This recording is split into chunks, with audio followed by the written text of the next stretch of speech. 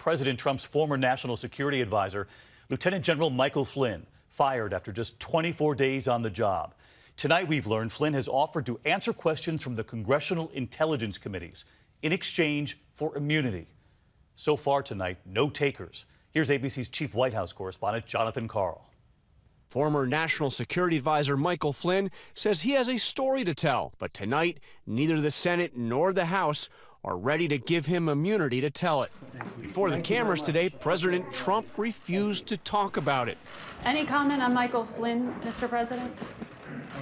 But hours earlier, on Twitter, the president left no doubt about his view. Flynn should ask for immunity and that this is a witch hunt. In a letter to the House and Senate Intelligence Committees, Flynn's lawyer made it clear he is ready to testify. But there's a caveat. No reasonable person who has the benefit of advice from counsel would submit to questioning in such a highly politicized witch hunt environment without assurances against unfair prosecution. The top Democrat on the House Intelligence Committee called Flynn's request a grave and momentous step. Flynn talked a lot about prosecution during the campaign. Lock her up. That's right. That's right. Lock her up. When a low-level Clinton staffer got immunity to testify about her email system, Flynn took it as an admission of guilt. When you are given immunity, that means that you've probably committed a crime. And the president made it clear time after time that he saw things the same way. And if you're not guilty of a crime, what do you need immunity for, right? So does the president think that Mike Flynn is guilty of a crime? I think he believes that Mike Flynn should go testify.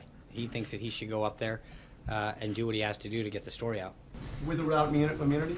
Well, I mean, that's up to him and his lawyer to decide. I'm not going to give Mike Flynn or anyone else legal advice from the podium, but I will tell you that the president's view is he should go up there, he should testify. But the president gave legal advice from his Twitter account. He said Mike I know, Flynn but the should interesting, ask for immunity. right? And I understand. He has said in the past that the only reason you ask for immunity is if you commit a crime. But I think that the underlying point that you're missing, Jonathan, respectfully, is that what he's asking is go testify, go get it out there. Flynn may be a key witness in the investigation. First, he has ties to Russia, sitting next to Vladimir Putin at a dinner in Moscow in 2015. Here they are shaking hands.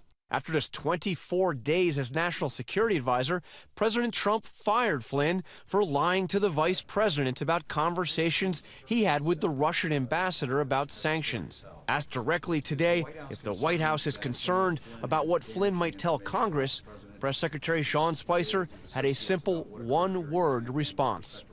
Nope. John Karl with us live from the White House tonight. John, you also have news on another front tonight because we've been reporting here on the head of the House committee, Republican Devin Nunes, investigating Russian meddling and any possible Russian collusion and his mystery meeting at the White House. Tonight you have news on the ranking member, the Democratic leader on that committee, going to the White House? That's Adam Schiff, the top Democrat on the House Intelligence Committee. We knew he was coming here to the White House, to the old executive office building, to review some intelligence. He did that, but after that, he had a 10-minute meeting in the Oval Office with the President of the United States. Adam Schiff, the top Democrat, big Trump critic, meeting with President Trump in the Oval Office. I was told by a senior official just a few minutes ago that it was a very cordial and polite conversation, and that the president offered any assistance he could give to the investigation. All right, John Karl at the White House. John, thanks as always.